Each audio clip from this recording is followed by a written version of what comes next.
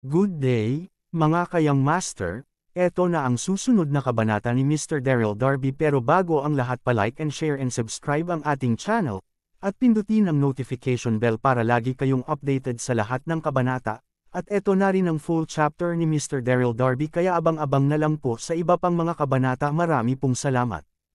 Ang asawa kong tinitingala ng lahat. Kabanata 2921. Narinig ito, biglang lumuwag ang ekspresyon ni Tina. Mula nang maging pinuno ang Panginoon, ang buong Saint Sect ay naging magalang at magalang kapag nakilala niya siya, lalo na ang mga bagong dating, na pinipiga ang kanilang mga ulo upang maipakita ang pabor sa kanilang sarili, ngunit sasabihin kung talagang masarap ang pakiramdam na ito. Haha, hindi mapigil ang ngumiti ni Daryl sa tabi niya. Akala ko may isang bagay na mahalaga, ngunit ito ay naging isang regalo. Shen Yang, ano ang tinatawanan mo? Si Hu Sheng ay labis na hindi nasisiyahan, at hindi mapigil ang sumigaw. Nagbibigay kami ng mga regalo sa Master Sister, sa palagay mo nakakatawa ito? Ang boses ay nahulog, at ligwang sa tabi niya ay umusad. Nagtanong kay Tina ng magalang Master Sister, narito rin ba si Chen Yang upang magbigay ng mga regalo? Si Ligwang ay tiningnan ng masama ang loob kay Chen Yang. Sinulyapan ni Tina si Daryl at gaanong nagsabi nagsasaka ako ngayon, at siya ay umusbong. Kukulangan ko siyang tatanungin. Narito ka, wow. Nang mahulog ang mga salita, biglang nagalak ang tatlong Hu Sheng, at inatake ang bibig ni Daryl. Shen Yang, ikaw ay kaya bol, maglakas loob mong pasukin ang room ng Master Sister ni Huli sa gabi, dapat itong maging isang lagay ng lupa. Pagdinig na ito, Daryl biglang naging galit, ang tatlong lalaki ay may sakit. Mayroon akong walang holiday sa iyo, ngunit laban sa akin saan man. Habang naiinis, si Daryl ay medyo balisa rin, hindi pa natagpuan si Lu Dongbin, kaya't hindi mo masayang ang oras dito. Sa sitwasyong ito lamang, tiyak na hindi hahayaan ni Tina ang sarili na umalis ng madali. Sa pag-iisip tungkol dito, walang bahala na sinabi ni Daryl, narito ako upang makita ang senior sister at humingi ng pagsasanay. Narinig ito, nginisyon ng tatlo ni Hu Sheng. Sa sandaling ito, sinabi ni Tina, "Oh sige, tigilan mo na ang pagtatalo, anong mga regalo ang dinala ninyong tatlo, master?" Si Hu Sheng ay lumakad na may ngiti, at naglabas ng isang magandang kahoy na kahon mula sa kanyang katawan. Naglakad ako sa Tina, ang Reg Along ito ay nakuha namin sa isang bangin na nasa peligro ng ating buhay sa loob ng 3 araw ng araw. Mangyaring hilingin din sa dalagang kapatid na tumawa at alagaan kami sa hinaharap. Mayroon talagang regalo nang makita ang eksenang ito, lihim na nakasimangot si Daryl.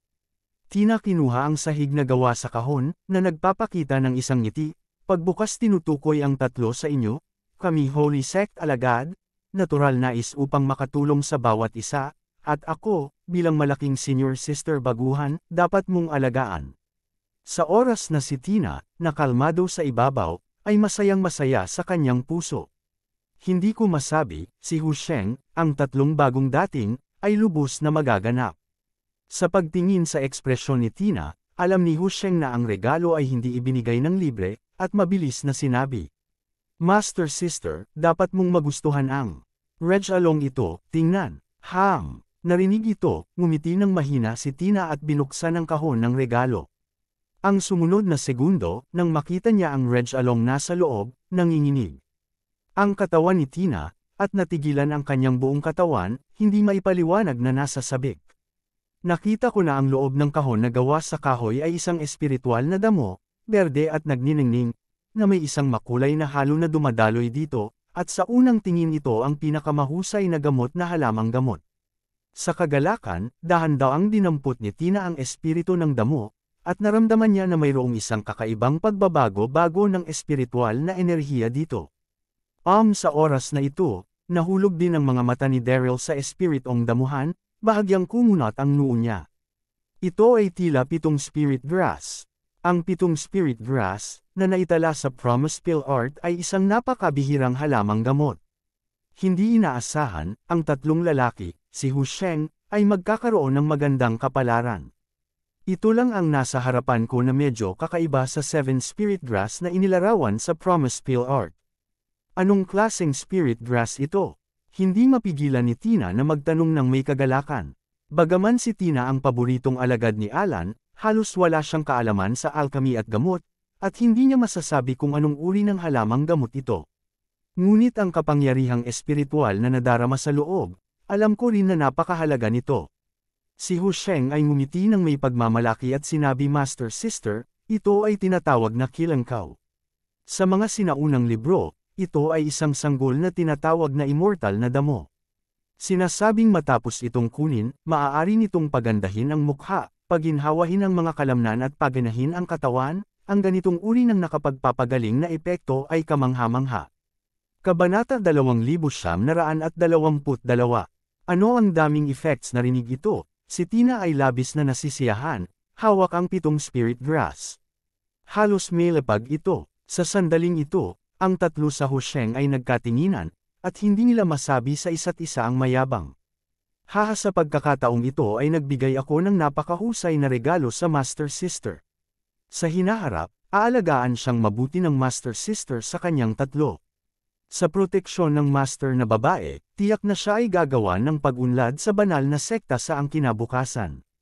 Sa sandaling ito, si Tina ay may isang ngiti sa kanyang mukha, at ang kanyang puso ay labis na nasasabik. Master Sister, sa sandaling ito, si Li Guang sa tabi niya ay ngumiti at sinabi, narinig ko. Nasa loob ng 12 oras pagkatapos na piliin ang 7 spirit grass, ito ang pinakamahusay na oras upang kunin ito. Maaari mo na itong kunin. Nais din naming makita ang epekto. Master Sister ay napakaganda na. Matapos kunin ang 7 espiritu na damo, dapat ay maging mas ugal ito. Nagmamadaling tumugon din sina Hu Sheng at Lu Wei. Sa pakikinig sa mga salita sa kanilang tatlo, si Tina ay bahagyang ngumiti, hindi maitago ang kanyang kaguluhan, malapit na niyang ubusin ang 7 spirit herb. Teka. Sa sandaling ito, isang tahimik na Daryl sa tabi niya ay hindi mapigil ang magsalita. Sa sandaling ito, ang mga mata ni Tina at Hu Sheng ay nagtagpo kay Daryl. Ano? Sumimangot si Tina. Ang tatlong Hu Shengs ay madilim din. Baliw, ang bata na ito ay hindi kumbinsido nang makita niya ang Reg Along ibinigay sa Master Sister, at nais na guluhin. Tumawag ka. Huminga ng malalim si Daryl at sinabi mayroong problema sa 7 espiritu na damo na ito. Pinapayuhan ko kayo na huwag kainin ito. Kalmado ang tono, ngunit walang duda tungkol dito. Pinag-uusapan ito, sina Daryl at Tina ay nagkaroon ng isang malalim na bakasyon, at hindi nila nais na maging nosy, ngunit, ang nakikita ang 7 spirit grass sa harapan nila ay naiiba mula sa record sa Promise Pill Art, likas na huminto pa rin si Daryl.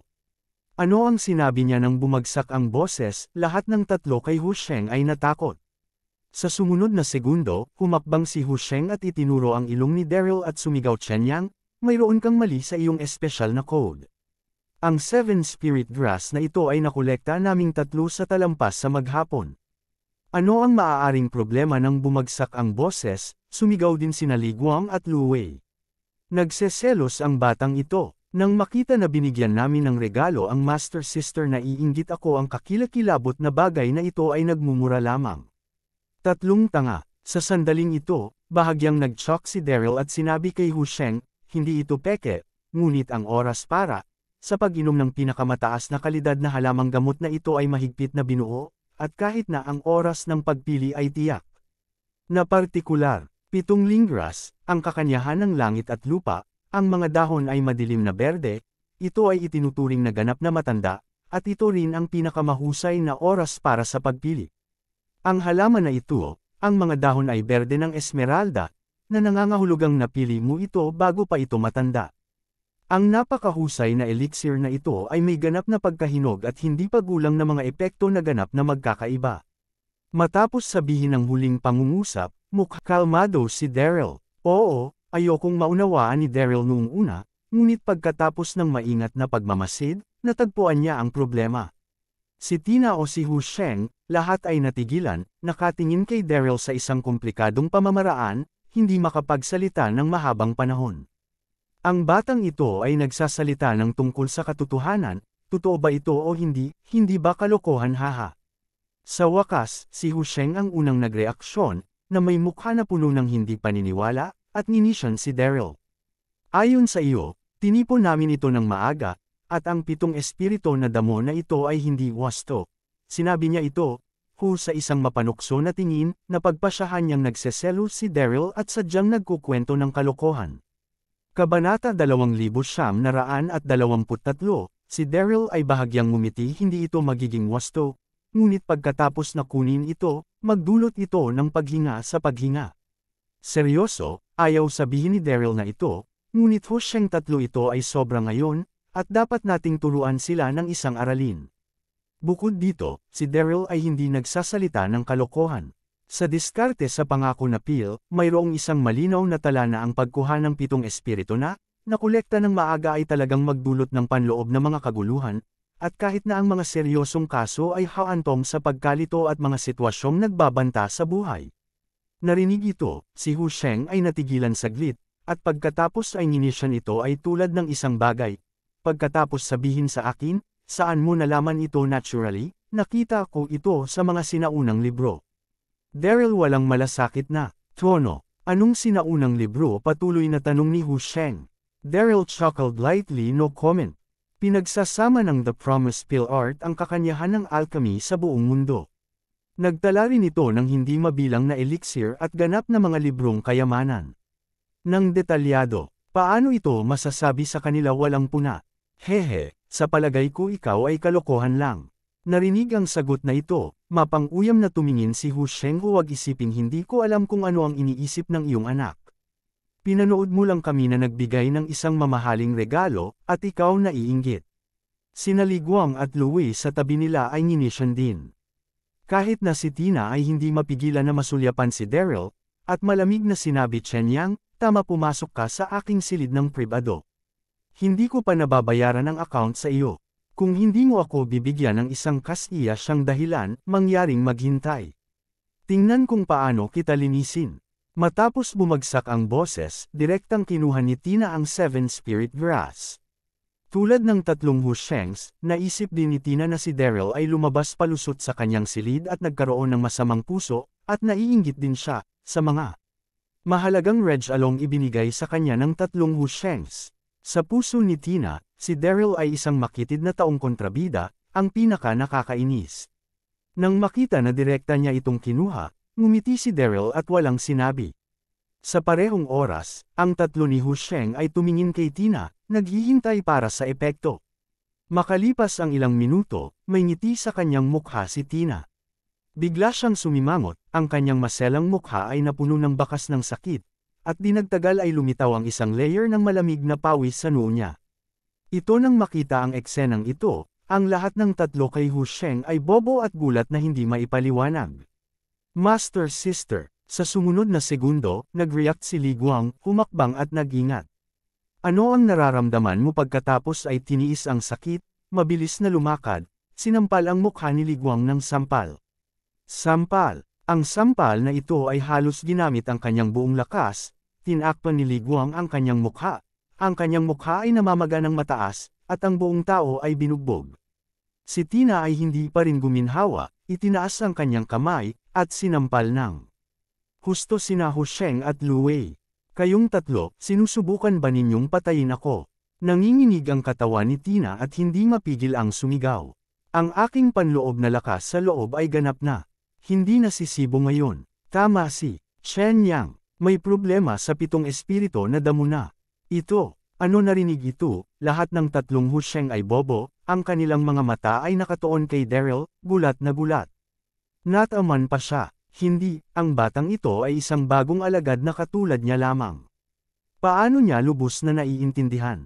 Ang tatlong Hu Sheng sa oras na ito ay hindi alam na hindi si Chen Yang ang nakatayo sa harap nila, ngunit si Daryl, na sikat sa mainland. Kayong tatlo, umalis ka sa akin, sumisigaw si Tina. Huwag mo akong makita. Na muli, ang tatlong Hu Sheng ay hindi naglakas loob na magpabe, at umalis sa silid. Na marumi, ang tatlong Hu Sheng sa oras na ito ang lahat ay nais na umiyak ng walang luha.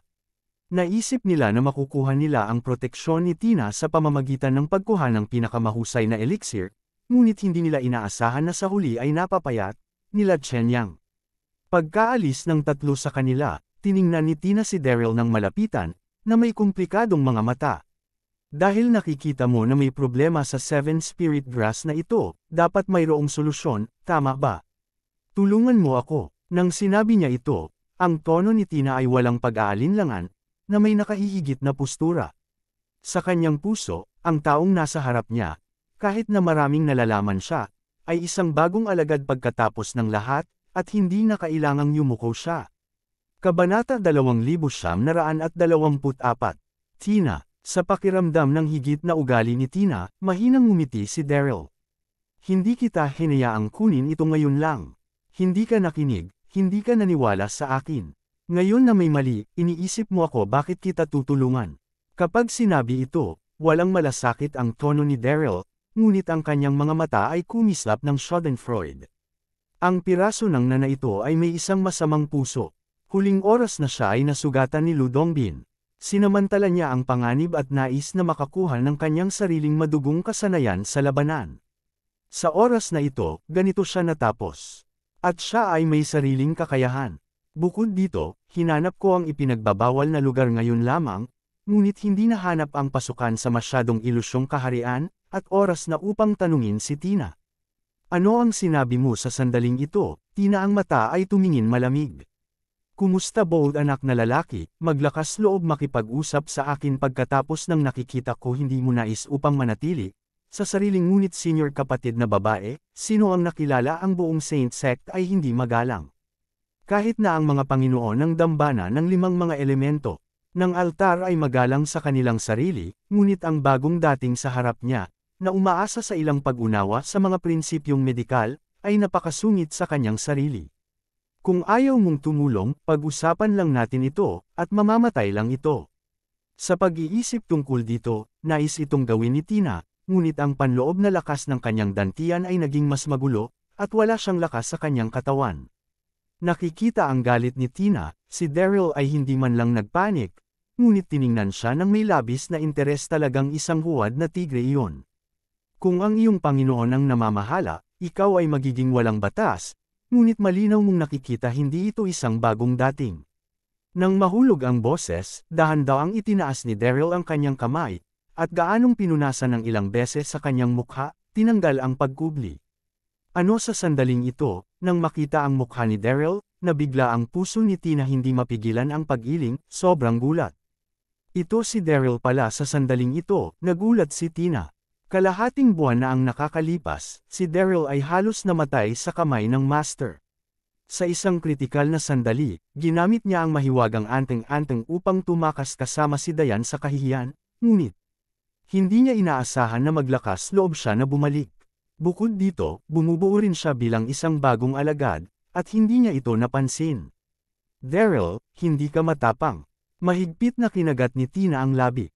Huling oras na hinayaan kitang tumakas ng swerte, swerte ka, at pumunta ka ulit dito. Sinasabi ko, sa iyo, patay ka na. Daryl nginisyan at hindi pinansin ang mga puntos ng akyapangkor ni Tina. Kung ngayon lang ito, si Daryl ay magkakaroon pa rin ng ilang kalusutan, ngunit ngayon, ang panloob na lakas ng dantian ni Tina ay nagkalayo, labis na mahina, at hindi siya natatakot na gumawa ng anumang kilusan. Biglang umiling ang katawan ni Tina at hindi makagalaw. Ikaw si Tina ay takot ano ang gagawin mo bilasan mo at aliwin mo ako. Sa palagay mo ba ikaw ay isang respetadong master? Ngumiti si Daryl, ngunit ang kanyang mga mata ay kumurap sa galit. Nang bumagsak ang boses, si Daryl ay lumakad kay Tina ng sunod-sunod, malakas na sampal, at sinampal ang mukha nito. Sampal. Matapos ang sampal, narinig kong umiiyak si Tina, at biglang lumitaw ang isang sampal sa maputing mukha. Umasa ka sa pagmamahal ni Alan, walang malaki o maliit, at naging masungit ka sa aking Panginoon ng maraming beses. Ang sampal na ito ay para sa aking Panginoon na si Dayan. Malamig na sinabi ni Daryl. Kung sina Tina at Alan, si Dayan ay hindi makukulong sa kulungan, at sa wakas ay nakatakas kasama siya, at pagkatapos magamit ang magic rune sa oras na iyon, siya at si Dayan ay nailipat sa iba't ibang mga lugar. Ngayong lumipas ang kalahating buwan, hindi ko alam kung ano ang nangyari kay Dayan at kung nasa panganib siya. Sa pag-iisip ng mga ito, napunta sa apoy si Daryl na hindi maipaliwanag. At lahat ng ito ay sanhi ni Tina at Alan. Kabanata 2925. Ang sampal na ito ay direktang sinampal si Tina, at tumagal ng higit sa 10 segundo upang mag-react, at pagkatapos ay tinitigan, si Daryl at sumigaw, "Daryl, you dare to hit me, hindi ka papakawalan ng master." Ang Daryl na ito, na nagpapanggap na isang bagong alagad, ay maingat na walang mga kasama. Dahil mag-isa siya, wala siyang kinakatakutan. Pagkatapos ng lahat, ang kanyang Panginoon ngayon ay pinuno ng banal na sekta. "Balikan mo ako." Sumimangot si Daryl nang bumagsak ang boses, sinampal ulit ito ni Daryl. "Para sa isang babaeng tulad mo na hindi alam ang taas ng mundo, tuturuan kita ng isang aralin para sa iyong Panginoon. Ang sampal na ito ay para sa aking sarili. Sa piitan ng araw na iyon, pinilit mo akong lumaban sa lahat ng direksyon. Kalimutan mo ito." Ang mga mata ni Daryl ay kumislap ng mapanuya, ngunit ang galit sa kanyang puso ay hindi mapigilan. "Ha!" Lalo tuloy na galit si Daryl habang iniisip niya ito, at bago tumugon si Tina ay muli niya itong sinampal. Sa totoo lang, si Daryl ay bihirang gumawa ng kahit ano sa mga kababaihan, ngunit si Tina sa harap niya ay talagang kinamumuhian. Matapos sampilan ng 3 beses sa isang hilera, lamambot ang mga binti ni Tina at halos mahulog siya sa lupa. Pakiramdam niya ay labis na napahiya sa kanyang puso, at halos sumabog ang apoy mula sa kanyang mga mata. Huminga ng malalim si Daryl at tiningnan ng mabuti si Tina. Ang huling sampal na ito ay para sa malawak na madlan ng mga alagad ni Holy Sect. Ang iyong Panginoon ay naging pinuno mo. Nagpapanggap kang isang tigre, at nagkakagulo ka sa pangkalahatang dambana, tama ba? Mahigpit na pagkagat ni Tina sa labi, halos umiiyak dahil sa galit, nanginginig sa kanyang meslan na katawan, nagmumura. "Daryl, ikaw ay isang kasuklam-suklam na kontrabida, ay sasamantalahin ang aking panloob na karamdaman sa kuryente at gawin ito. Ano ang tao, din isang bastardo lamang bilang isang malaking kapatid na babae, paano niya makaya ang labis na napahiya ni Daryl?" Samantalahin ang iba. Huminga ng malalim si Daryl nang marinig ito, at malamig na tumingin kay Tina, nginisyan at kinut siya. "Kapag pinilit mo akong lumaban sa bawat direksyon, hindi mo rin sinamantala ang iba. Magkasama tayo sa dalawa. Ngunit kung sasabihin mo iyan, ipapakita ko sa iyo kung nasa panganib ka." Nang bumagsak ang boses, lumakad si Daryl patungo kay Tina ng sunod-sunod na may mapulang mga mata. Nang makarating doon, hinayla niya ang mahabang palda niya. Sa isang iglap, ang mayabang na kurbo ni Tina ay biglang tumambad sa hangin. Sa sandaling ito, kahit na nagngangal, lit si Daryl sa kanyang puso, nakatingin kay Tina sa harap niya, hindi pa rin makalayo ang kanyang mga mata, at hindi niya mapigil ang huminga ng palihim. Kailangan kong sabihin na bagaman ang na ito ay nakakainis, ang kanyang figure ay talagang perpekto, at ang mayabang na figure, ang sinumang lalaking nakakakita nito ay mababaliw dito. "Ikaw." Sa mga titig ni Daryl, hindi komportable si Tina, nanginginig ang kanyang meslan na katawan, at ang kanyang puso ay takot na takot. Hindi niya mapigil ang sumigaw, "Daryl, manggawas ka na, hawakan ako, hinding-hindi kita bibitawan." Kapag pinag-uusapan ito, ang katawan ni Tina ay hindi mapigilan ang panginginig, at ang panloob na lakas ng kanyang dantian ay naging mas hindi maayos at umalis. "Ang sakit ay simpleng hindi maaga. Huwag mo akong pakawalan." Tiningnan ni Daryl si Tina at nang insulto. "Natatakot akong wala ka ng pagkakataong ito. Ang iyong panloob na lakas sa dantian ay ganap na hindi nasisunod, at nagsimula ka ng mag-retrograde sa mga meridian, tama?" Tulad ng sinabi niya, ang tono ni Daryl ay unti-unting malamig, nakatingin kay Tina. Kung hindi ito pinigilan sa oras, alam mo ba ang mga kahihinatnan? Ano ang bunga? Nagulat ang katawan ni Tina nang marinig niya ito, ang kanyang mukha ay labis na mapotla, at malamig na pawis ang sumabog. Tama si Daryl, sa oras na ito malinaw na nadama na ang loob ng kanyang katawan ay nagsimula ng mag-retrograde sa mga meridian, at siya ay ganap na wala sa kanyang kontrol.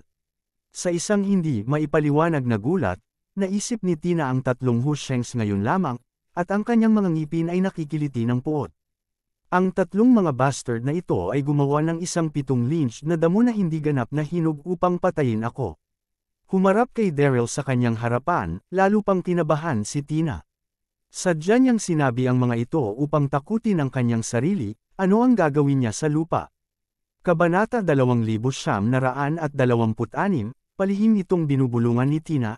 Lumakad si Daryl sa malambot na sopa sa gilid, umupo ng walang pahinga, at sinabi, Sa loob ng kalahating oras, kung ang iyong sitwasyon ay hindi mapigilan, mapupunta ka sa mga kaguluhan, at ikaw ay natap. Sa akin, kaya pagkatapos ng pagkakaroon ng mga kaguluhan, masisira ang iyong mga meridian at mamamatay ka. Siyempre, sa iyong sitwasyon, malulutas ko ito, nakasalalay dito. Ang ugali mo. Kapag sinasabi ito, tiningnan siya ni Daryl nang nakangiti, mas nanunuya ang mga mata. Ano narinig ito? Ang katawan ni Tina ay yumanig ang kanyang katawan, ang kanyang isip ay buzz, at siya ay ganap na hanggal. Kamatayan dahil sa sirang mga meridian masyadong kawawa. Ano ang gusto mo? Pinilit ni Tina na huminahon at tinanong si Daryl. Si Tina ay hindi tanga, alam niya na sadyang sinabi ito ni Daryl upang magpakaba, at lumusat siya sa Saint Sect na nag-iisa, dapat mayroong ilang layunin. Pinisil ni Daryl ang ngiti, napakasimple nito. Tatanungin muna kita ng ilang mga katanungan, at kailangan mong sagutin ang mga ito ng totoo. Okay, itanong mo. Mahigpit na kinagat ni Tina ang labi at tumugon. Sa totoo lang, ayaw ni Tina na makipagkompromiso kay Daryl, ngunit walang paraan. Masyadong malungkot na mamatay sa mga sirang meridian, at nais niyang mabuhay ng maayos. Una, paano nakaupo ang iyong Panginoon sa ulo? Magaan na tanong ni Daryl. Ito si Tina ay nag-isip-isip. At bamulong hindi ako masyadong malinaw. Sinabi ng master na sa oras na iyon, ang headmaster ay nakilala siya ng nag-iisa sa lihim na silid, na sinasabi na pupunta siya sa ilusyon na lupain, ngunit ang banal na sekta hindi mabubuhay kung wala ito. Lord, hayaan mo siyang pangasiwaan. Hindi nagsinungaling si Tina, talagang hindi niya alam ang sitwasyon noong panahong iyon.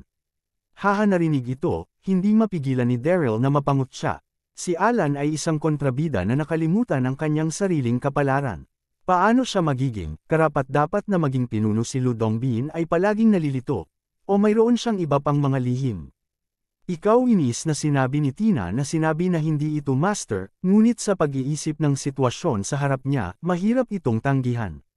Tumawag ka. Sa oras na ito, huminga ng malalim at patuloy na nagtanong-tanong ko sa iyo, ay ang aking Panginoon.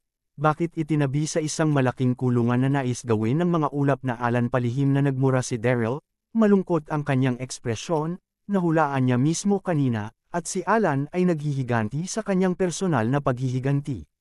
Pinag-uusapan ito, alam ni Alan ang mga hinaing sa pagitan ng Lucky Golden Altar at Shingmo Altar, ngunit sa oras na ito, narinig na sinabi ni Tina, mayroon pa ring hindi maipaliwanag na apoy sa kanyang puso. Nang makita na napakapangit ng mukha ni Daryl, nagpanik si Tina, at nagmakaawa sa isang mahinang tinig. Daryl, nasabi ko na ang lahat ng hiniling mo, tinulungan mo ako. Ano ang dali? Daryl chuckled lightly, tumingin kay Tina at sinabi, may isang huling katanungan, nasaan ang sobrang ilusyon, ang masyadong ilusyon? Narinig ito, nanginginig ang puso ni Tina, at nanginginig ang kanyang boses. Ano ang hinihiling mo para rito? Huwag kang magsalita ng walang kabuluhan. Magbalik ka sa akin. Malamig na sinabi ni Daryl. Nag-atubili si Tina sa kanyang puso. Masyadong ilusyon ay nasa Universe Gourd, ang kayamanan ng bayan ng Saint Sect, kahit ang ilang mga disipulo ay hindi alam kung paano sasabihin kay Daryl. Sa pag-iisip ng kanyang sariling sitwasyon, si Tina ay talagang walang magawa, at marahang sinabi ang To Unreal Realm ay wala sa ipinagbabawal na lugar. Ngunit sa Universe Gourd, pagkatapos ay ipinaliwanag niya ang sitwasyon ng Universe Gourd. Kabanata 2927. Shankun Gourd. Natigilan si Daryl, sa kabiglang napagtanto, lumalabas na ito ang kaso. Hindi katakataka na hindi ko mahanap ang pasukan dati. Sa pag-iisip tungkol dito, tinitigan ni Daryl si Tina ng malapitan. Kumusta naman ang Universe Gourd? Nasa master mo ba ito, Ham? Tumango si Tina. Alam ito, nagpakita ng ngiti si Daryl, lumakad, in-unlock ang mga point ng acupuncture para kay Tina, at sabay na pinatakbo, ang panloob na puwersa upang matulungan si Tina na patatagin ang magulong dantian panloob na puwersa. Matapos gawin ito, tumingin si Daryl kay Tina at sinabi bawat salita. Ang iyong sitwasyon ay pansamantalang pinigilan, ngunit pagkatapos ng 3 oras, babalik ito. Sa loob ng 3 oras na ito, tutulungan mo akong kunin ang Universe Gourd at kunin ito. Kapag dumating ka sa Universe Gourd, tutulungan kitang tuluyang matanggal ang mga nakatagong panganib. Huwag isipin ito, hilingin sa Alan na tulungan ka. Kabilang sa mga panloob na puwersa na pinipigilan ang iyong dantian, mayroong aking puting white lily cold fire. Hindi ito malulutas ni Alan. Kaya, ang buhay mo ay nandyan pa rin. Mayroon ako, maunawaan seryoso, sa lakas ni Daryl sa oras na ito, ang pakikitungo kay Alan ay hindi isang problema sa lahat, ngunit alang-alang sa kaligtasan mas mabuti na hayaan mong tulungan si Tina. Pagkatapos ng lahat, siya ang paboritong mag-aaral ni Alan. Sa kanyang tulong, makakakuha siya ng 2 beses sa resulta sa kalahati ng pagsisikap, at maaaring hindi kailanman naisip ni Alan na ang kanyang baguhan ay makakatulong sa mga tagalabas na makitungo sa kanya. Sa sandaling ito, mahigpit na kinagat ni Tina ang labi, nag-ulo ang kanyang panloob na lakas. Ang pagtulong kay Daryl na kunin ang Universe Board, tiyak na hindi siya bibitawan ni Master.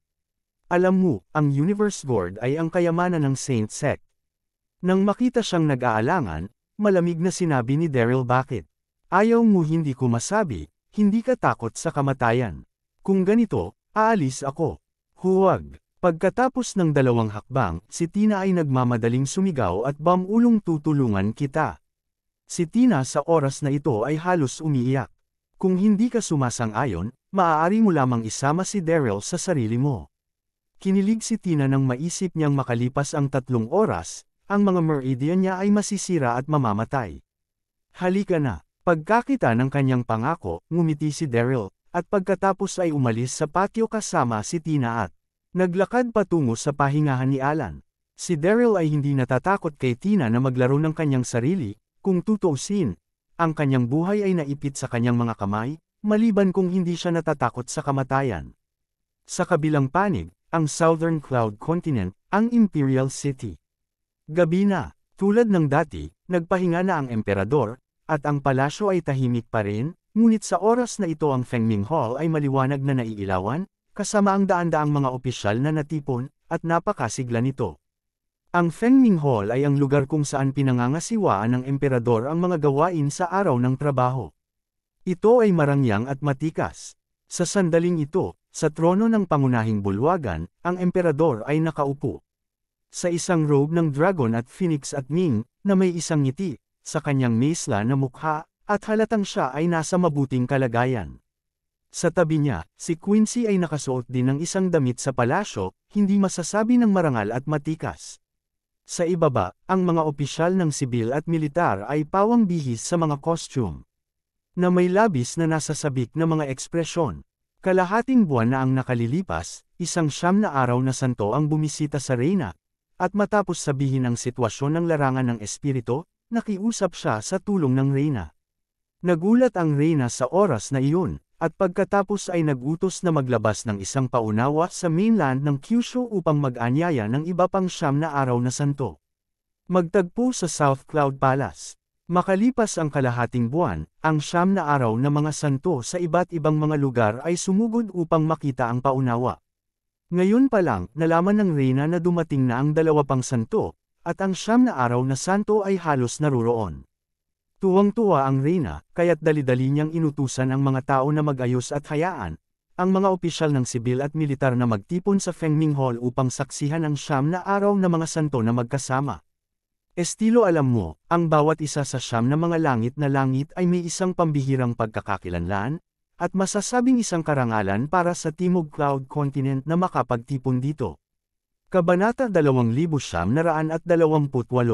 Kamahalan. Sa sandaling ito, isang ministro ay dahan daw ang lumabas at magalang na sinabi sa Queen. 9 na langit na malalim na batang babae, tipunin kami sa South Cloud Imperial City, hindi lamang maaari ipinakita nito ang pagiging matalino ng iyong kamahalan, ngunit sa hinaharap, ang katayuan ng ating Southern Cloud Continent. Sa gitna ng mainland ay tiyak na magpapabuti ng marami. Narinig ito, ang iba pang mga ministro ay tumango bilang pagsang-ayon. Nagpakita rin ng konting ngiti ang emperador. 9 na langit na malalim na babae ay narito. Habang nagsasalita siya, narinig niya ang isang abiso mula sa mga gwardya na nagmumula sa labas. Wow! Sa isang iglap, ang mga mata ng bawat isa sa bulwagan ay nagtipon sa pintuan, isa-isang ipinapakita ang kaguluhan. Kasabay nito, maraming tao ang nagbigay ng pagsabog ng bulalas. Sa pasukan ng bulwagan, 8 magagandang figure ang dahan-daang lumakad. Ito ang 8 na araw na santo. Sa sandaling lumitaw ang 9 Heaven Saint, agad itong naging focus ng madla.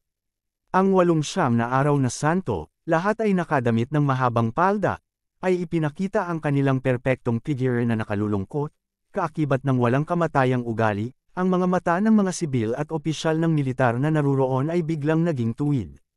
Kahit na sina Empress at Quincy ay hindi mapigil ang mapabuntong hininga. Napakaganda, karapat-dapat na maging isang 9 na araw na santo. Kamahalan, sa sandaling ito, ang 8 santo ay nagsama-sama. Kabilang sa mga ito, magalang na sinabi sa Reyna salamat sa iyong tulong. Kung hindi dahil sa anunsyo ng iyong kamahalan, tayong mga kapatid ay hindi magtatagpo, sa lalong madaling panahon.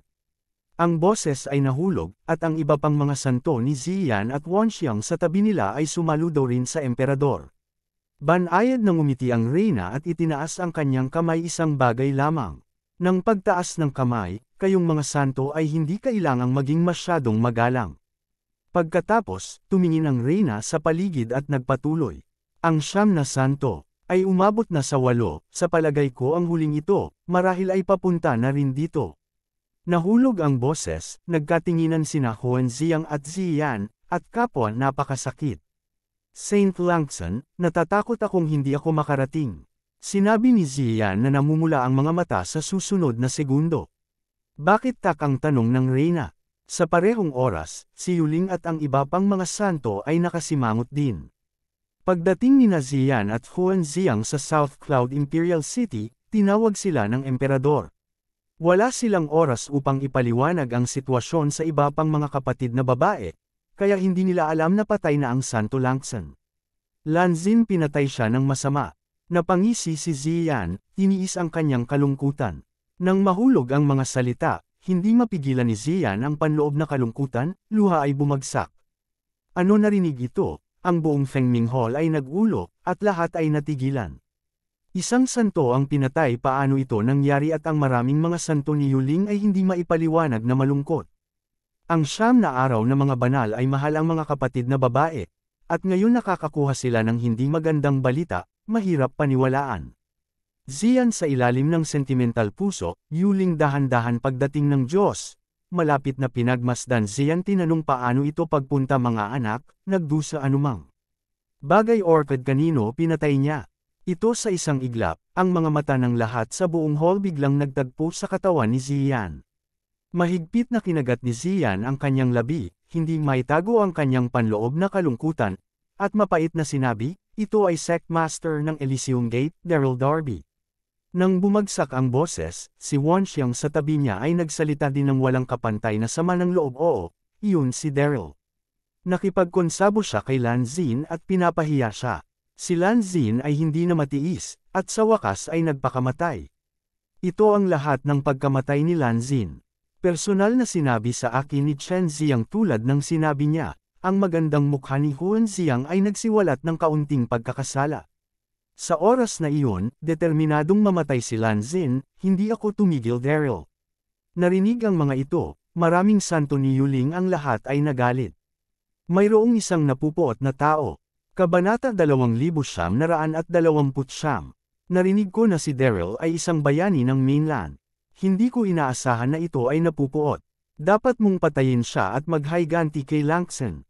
Sa sandaling ito, ang emperador at si Quincy, pati na rin ang daan-daang mga sibil at opisyal ng militar sa paligid, ay natigilan at nabigla. Pinatay ni Daryl si Saint Langson, paanong nangyari ta? Tumawag ka. Di nagtagal, nagreaksyon ang Reyna at tiningnan sina Wanxiang at Ziyan ng komplikado, dalawang santo, nagkakamali ka ba?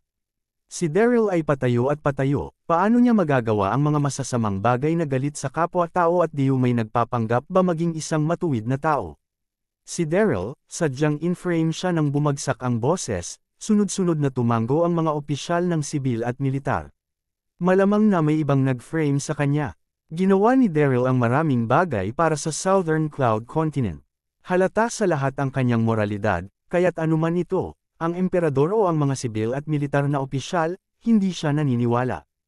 Hindi maaaring magkamali. Tumingin si Huanziang sa paligid at malamig na sinabi bago namatay si Lanzin, Sinabi niya sa akin ng personal na si Elysium Gate Sectmaster na si Daryl ang nanakit sa kanya, at si Daryl at ako ay nakipaglaban. Sa kanyang lakas, tiyak na maaasahan mo si Langson. Matapos bumagsak ang mga salita, sumulong si Zian at kinumpirma siguro si Daryl ay isang bayani sa iyong puso, ngunit lahat kayo ay naloko niya. Hindi lang ikaw, ngunit halos ako ay nalinlang sa oras na iyon. Sa totoo lang, iniligtas ko siya dati pagdating dito, tinuro ni Zian sa Quincy. Nang iligtas ko si Daryl, ang panganay na prinsesa na ito ay naruroon din at maaaring magpatotoo. Ang katawan ni Quincy ay umiling at tumango oo, lahat tayo ay nahuli ni Jack noong panahong iyon. Nais ni Daryl na iligtas kami, ngunit maraming tao si Jack. Pagkatapos ay nagpakita ka at inalis mo si Daryl. Nang sinabi niya ito, labis na naguluhan si Quincy. Tulad ng emperador, hindi siya naniniwala na papatayin ni Daryl si Saint Langson. Tumango si Zian at nagpatuloy matapos kong iligtas siya, dinala ko siya sa Heavenly Spirit Realm at pinayagan akong makabangon mula sa paglilinang. Akala ko, ang taong ito ay isang lalaki na tumayo sa lupa, ngunit hindi niya inaasahan na ang kanyang pag-uugali ay labis na kasuklam-suklam na umaasa siya kay Lanzin. Sanhi siyang nagpakamatay. Nang bumagsak ang mga salitang ito, nagulo ang buong hall, at biglang sumabog ang daan-daang mga opisyal ng sibil at militar. Kinumpirma ng dalawang santo na ang bagay na ito ay hindi magiging totoo. Hindi inaasahan, si Daryl ay naging isang taong iyon, pinatay ang 9 Heaven Saints, simpleng hindi matatagalan ito. Daryl, nanginginig ang maseselang katawan ni Quincy, mapait ang ngipin, at puno ng hiya ang kanyang maisla na mukha. Orihinal, ang Quincy ay hindi naniwala, ngunit sinabi ng dalawang santo, tiyak na hindi mali. Si Daryl ay ang kanyang kasintahan, ang South Continent, ngunit ang paggawa ng ganoong bagay ay nawala lamang ang mukha ng pamilya ng imperyo ng South. Ang emperor na nakaupo doon ay nakakunot ang kanyang mga kilay, lihim na pinag-iisipan ang isang bagay. Alam na alam ng reyna si Daryl. Bagaman sinabi ni na Wanxiang at Zian, naramdaman nila na medyo kakaiba ang bagay na ito. Pagkatapos ng lahat, si Daryl at ang Jiushan Saint ay walang mga hinaing. Bakit pinatay nila ang Langson Saint? Sa wakas, nagreaksyon ang reyna, tumingin kay Wanxiang at sa iba pang mga santo, at marahang sinabi. Kaya, magpapadala ako kaagad ng isang tao upang hanapin si Daryl at dalhin siya sa Southern Cloud Continent upang harapin ka. Kung may ganoong bagay ang aking Southern Cloud Continent ay hindi kailanman tiisin ito. Nang sabihin niya ito, mukhang seryoso ang reyna, ngunit ang puso niya ay sobrang komplikado. Hindi pa rin siya naniniwala na gagawa si Daryl ng ganoong bagay, ang tanging paraan lamang ay upang pahintulutan, si Daryl na lumitaw, at ang dalawang banal na sina Wanxiang at Zian, ay humarap sa kanila. Kung sa bagay, si Daryl ay manugang ng Southern Cloud Continent, at ang bagay na ito ay hindi dapat gaanong gagaan. Nang marinig ito, sina Wanxiang at Zian ay napatingin sa isa't isa at sunod-sunod na tumango. Ate, sa sandaling ito, si Quincy ay sumulong at sinabi sa reyna. Hinahanap si Daryl, iwan mo na lang sa akin. Bilang karagdagan, kapatid, mangyaring ipahayag ang isa pang bagay ano ang problema mahinang sabi. Quincy sighed lihim, ang kanyang magandang mukha, nang walang slightest pagbabago. Kanselahin ang aking pagtawag ng pansin sa Daryl. Kabanata 2930. Ano narinig ito, nagulo ang mga nakapaligid na opisyal ng sibil at militar. Pati ang emperador ay nanginginig, iniisip na mali ang narinig niya. Malalagot na ni ate ang kasunduan sa kasal hindi ba kalokohan ito. Bagaman sinabi ng dalawang santo na si Daryl ay santo pa rin ng Langson, sinabi nila na wala silang batayan, at ang bagay na ito ay hindi nakumpirma. Bakit nila sinira ang kanilang kasunduan sa kasal kasama si Daryl dahil sa insidenteng ito? Ate, pagkalipas ng ilang segundo, nag-react ang emperador at matiyagang kinumbinsi siya huwag kang maging mapusok. Hindi mo basta-basta makakapagtigil sa kasal bago lumitaw ang mga bagay. Ang kontrata sa kasal nina Daryl at kapatid ay kilala sa lahat ng si mainland. Kung siya ay mabilis na magretiro sa ganitong paraan, tiyak na siya ay tawa ng mundo. Ate, mahigpit na kinagat ni Quincy ang kanyang mga labi, medyo balisa. Sa ngayon ay bahagya ka pa rin kay Daryl ang taong ito ay isang matapang na bastard. Ilang oras na ang nakalilipas, nilapastangan niya si Chang'e, Empress at gumawa ng abala laban kay North Moon. Na Emperor lungsod, kumalat ang buong mainland. Kahit ang mga bagay na ito, naka-frame siya. Ngunit, ang dalawang santo sa harap ko ay nakumpirma, magkakaroon ba ng pekeng?